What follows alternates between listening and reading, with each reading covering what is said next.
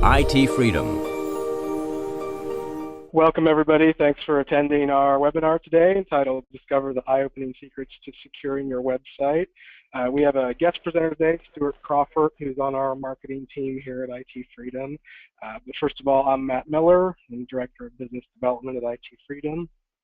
We're a full-service IT managed service provider servicing Austin, Texas primarily. Contact info is there on the screen. We'll talk a little bit more about ourselves towards the end of this webcast. But for now, as I mentioned, Stuart Crawford is with our marketing team.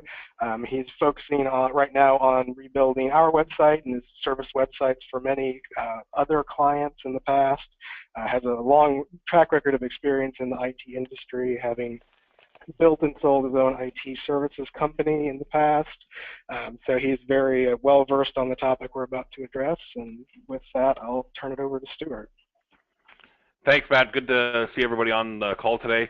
And Matt, you're right. You know, when we work with businesses all across Austin, we see a lot of challenges when it comes to securing their websites. And simple little hacks, or what we say bots in our industry, you know, nasty pieces of software, or just people out there trying to do harm, not for any particular reason, just other than see if they can take down a website. We found out 78% of successful security intrusions were very, very easy to pull off. I mean, there was little or no effort for them to do it. We see this every day with a lot of our clients in the Austin area when they have a website problem or their website gets hacked. And then we strip away the security of it, and we find that there's very little security offered by the web hoster, or even the website designer who built their website in the first place didn't put in the proper security measures to make sure that their website was properly protected. And it doesn't cost a lot of money to do that. And we'll get into a lot of the things that you can do as a business owner or a business professional in the Austin area to at least protect your website, very basic. From basic terms, and then have a company like ours maybe offer a little extra level of security protection to make sure that if you're offering or operating a mission critical solution that relies on your website to be up and running continuously, you have the proper safeguards in place to make sure that nothing brings it down. And we also found out that a hacker is very interested in attacking a small business website. And this is a lot that we see from small business owners. They don't think that they're our target. And it's so far from the truth, because the hacker out there, either organized or unorganized, here in the States or across the world, a lot of hacks come from China these days. They're not worried about what's on the other end. They just want to cause disruption. Or, and we'll find out as we go through the webinar today, is that they want to use your website to distribute their payloads of other software to go after other websites.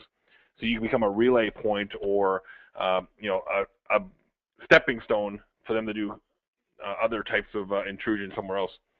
So why do hackers breach websites? Why do they come to your website and want to attack it or breach it or try to hack it in the first place? Well, they want to see if they can get subscriber and personal information. When we've seen this recently, there was a number of key websites, databases of users. Ashley Madison is one that comes to mind most recently, where the hacker or the attacker of the site wanted to exploit the user database of those people that were using that service. So they want to go in there and get information like that. A lot of them use them for spam purposes, so that's another reason why they go and attack websites. They want to get that user list for their own spam sources. They may want to just go in and deface your website. We've seen that happen where you go to www.yourwebsite.com and a skull and crossbones comes out. They do that for fun. Very easy to fix in some areas, but they just want to see if they can go in and do it. They want to limit your ability to do business. Again, install software to act as a relay for spam, we already talked about. And last but not least, just to prove that they can do it. So, again, a lot of websites are target for hackers. Say, well, every website on the web today is a target. But what actually is out there that attacks websites or hacks into websites? Well, a lot of them are done by scripts. So there's not even another person at the other end.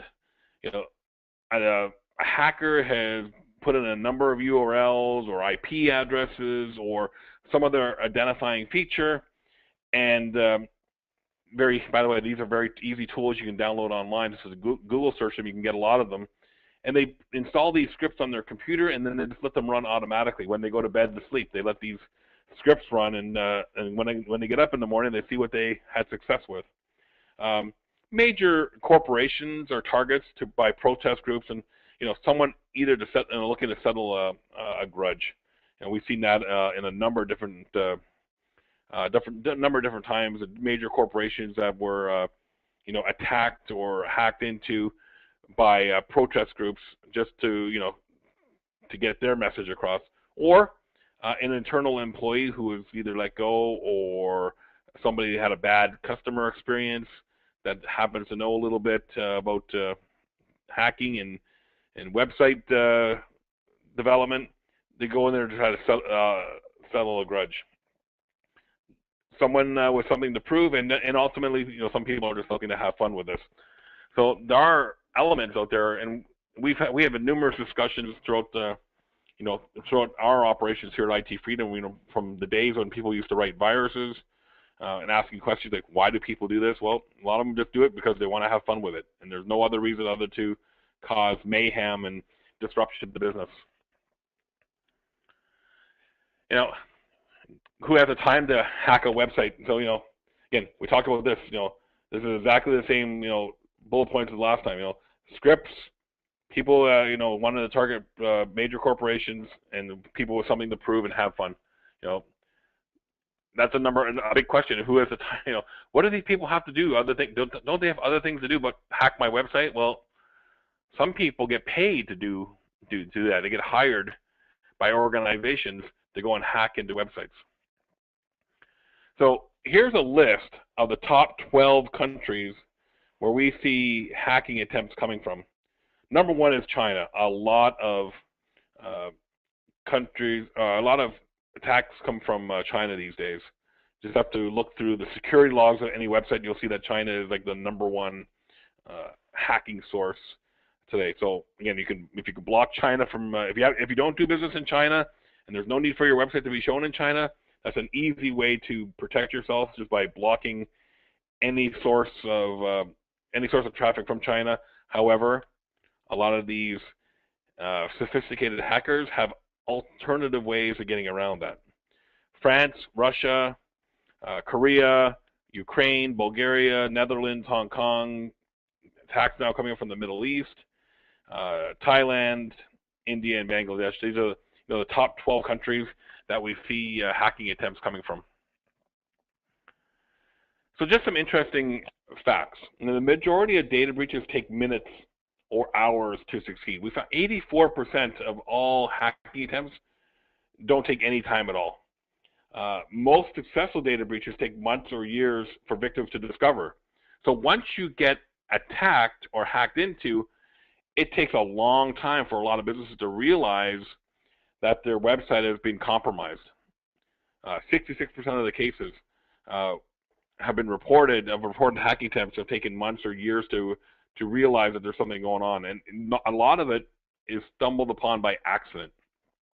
Maybe they're doing a new website refresh, and when they do the website refresh, they're wondering why there's some abnormal traffic, and once you look at the logs, they see traffic coming from China. We just had one not too long ago where we moved their website over to a new hosting provider, and we started seeing all this influx of traffic coming from China, generating a page not found, because when we built a new website, the page that was compromised wasn't on the new website, so we got a lot of page not found errors, and we realized after the fact that the previous site was compromised and nobody knew about it.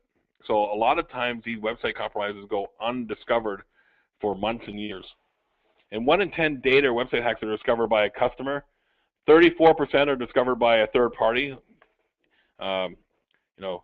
Guys like ourselves who do this for a living, and only 13% are affected by the affected company. The interesting stat here is that 1 in 10 website hacks are discovered by your customers. So that's somebody who's looking to buy your product or service, and they realize that your website has been compromised.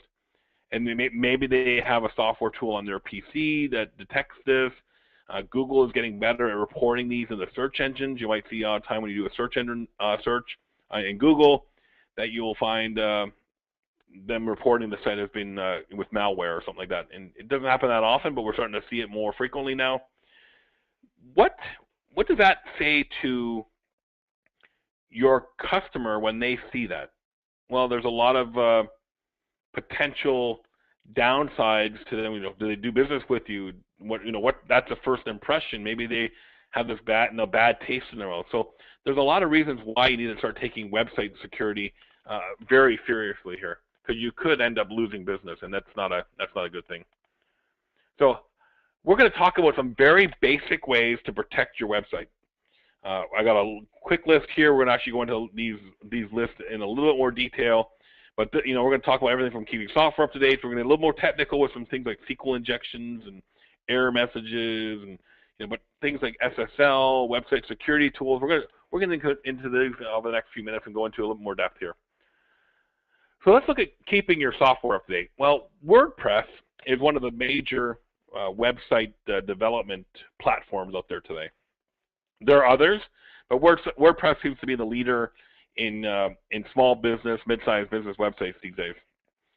So WordPress does a really good job at notifying you that your website software or the plugins that you have on your software, plugins that you use in WordPress are outdated. And so whenever possible, if you see a plugin or software needs to be updated, and WordPress does new versions of the software every 2 or 3 months, make sure you update that. Keep your software at the latest version always, and ensure all plugins are updated. And the third tip here is limit the use of plugins wherever possible. WordPress and Joomla and all the other platforms, they have a wealth of third-party plugins. Well, unfortunately, a lot of these third-party plugins are sources for hackers to get into. So whenever possible, and we do this at IT Freedom, whenever we add a new plugin for a service to our website, we run it through our security team just to make sure that everything is okay. There is no backdoor ways into the site. So before you go and buy that $29.99 website plugin, run it by guys like us who have the experience of making sure that these things are properly developed and they're clean, and there is no sources for anything coming in, haunting your website later. We'll make sure that these are done, and whenever possible, limit the use of plugins, and make sure your website gets backed up daily or weekly. Again, depending on how important it is and how much you refresh the content, we do daily backups with the IT Freedom website, because you never know. Just in case something happens, we can at least go back to the last day and recover, and then troubleshoot and see what happens. Knock on wood, we've never had a problem. But again, I don't know what's being created out there today that the world is not aware of, and it comes and launches a big attack against a bunch of websites, and we may happen to be one of those victims. And we take the necessary steps away from our website to make sure that doesn't happen, but you can't possibly secure against everything that's not known today. One of the most popular ways of hacking websites is what they call a SQL injection, an SQL injection. So these are used by hackers to install, delete, or change information. So many of the popular website platforms, WordPress, Joomla, a few others, use two things. They have the website code, the actual PHP files that the website code is built out, like the footer, the header, the home, the main.php file, and then there's a database that's usually done up in MySQL, which is a free database platform a lot of web hosters use. So hackers use this SQL injection or SQL injection to go and attack the database. So again, the database hosts a lot of backend information on it. It has all your posts, it has all your login IDs, it has the metadata for your website, it has a lot of information in it. So if they can go and successfully attack the database and inject SQL commands into the database, they can install or delete or change information. And and many databases are not properly secured. The website may be okay secure-wise because they have all the WordPress plugins and security on there to make sure that it's protected, but they leave the database open. So there are ways your web hosting company must be able to demonstrate that your database is secure from outside attacks. XSS is JavaScript or any other type of script. Usually comes through forms. So if you have a form on your site, a lot of times XSS kind of attacks or JavaScript attacks are done through forms. We recommend using third-party form services. There are ones that come with WordPress or other top website platforms. We just found that a company called FormStack is one of the better ones out there. And let me ask you this: do you get sometimes form fills on your website that mean absolutely nothing? They're just a bunch of random characters. Just looks like somebody banged on the keyboard. Well, that's done by somebody attempting to cause, either spam, inject some spam plugins through JavaScript, or they seem to be, they're bots actually hitting your site and filling this information in automatically. Why we like FormStack as a form service is the fact that FormStack is blind to these bots. So what that means is when the bots go through, they can't see the FormStack form. So just again, another level to protect your data. Formstack.com, check them out. It's relatively inexpensive to get on board with them, and they set up nice on many of the top website platforms. Some of the other things we see also is error messages. So do you have clients and visitors registering on your website? So they have to have a username and password in order to to log in. Be careful with your error messages here. Make sure that your error messages are not revealing too much information. So, simple error message could be, unknown username and password. You don't want to tell them that, you got the wrong username or you got the wrong password.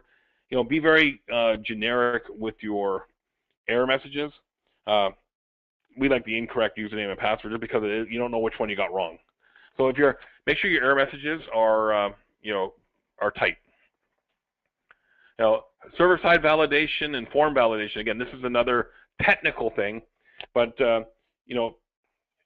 you can use server-side and browser-side validation for all submissions. So that means that the server validates and your web browser validates the form submission. So you might see sometimes that this field needs to be filled in, or this form needs to be filled in, or you even get those CAPTCHA, the text with all the squiggly words that sometimes really hard to read.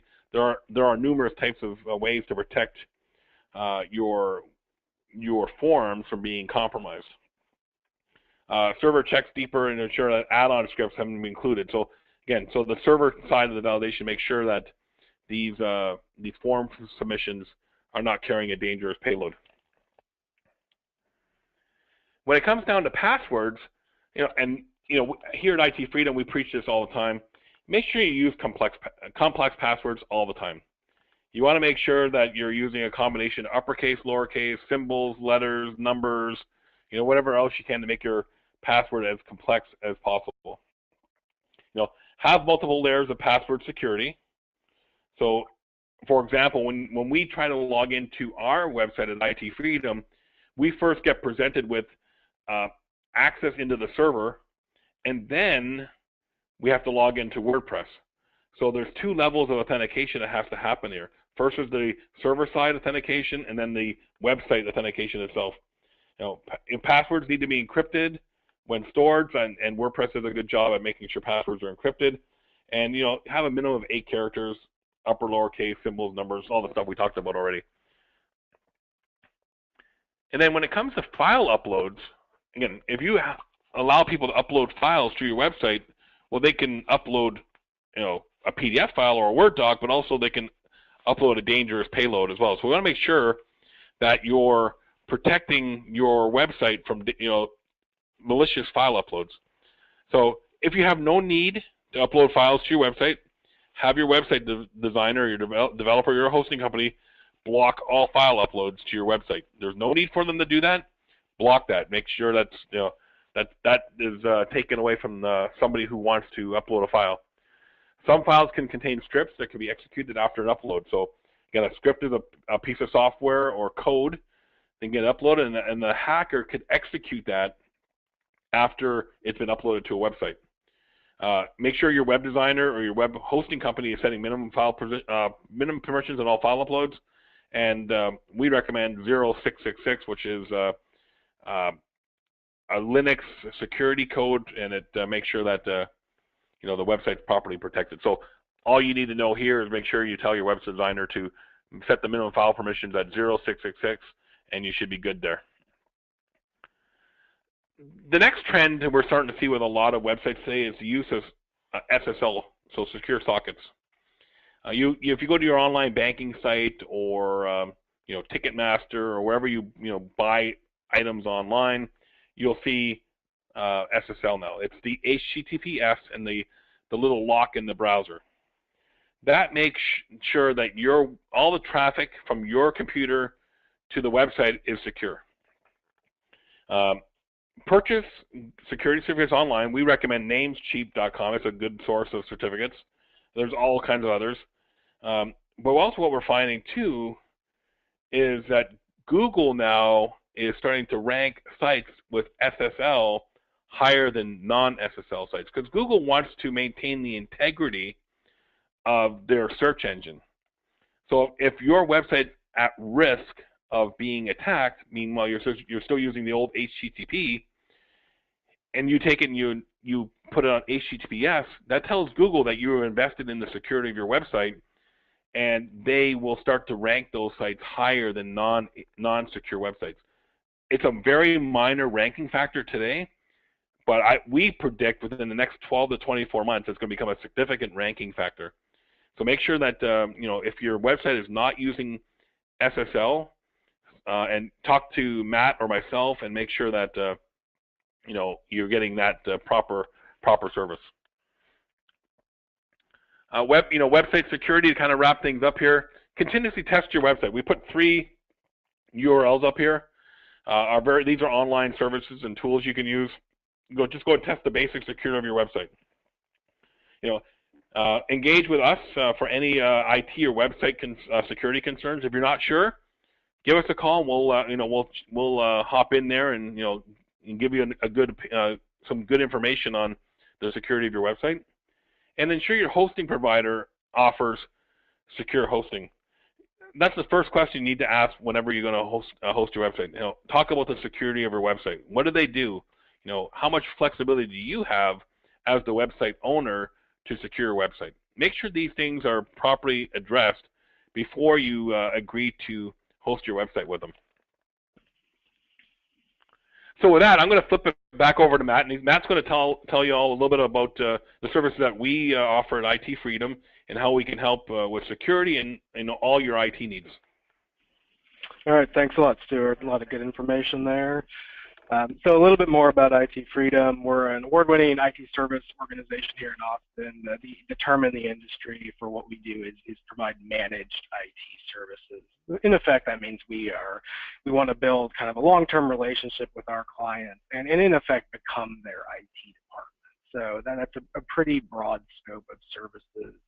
If you have any questions about what that entails, I encourage you to give me a call.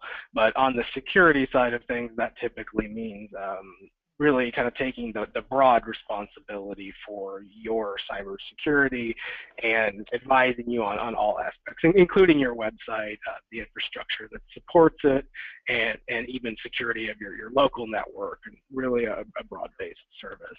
So I encourage you guys to please give me a call, send me an email, fill out a form on our website if you'd like more information, if you want to set up a free consultation about any concerns you have about your network security or really anything else IT related. IT Freedom.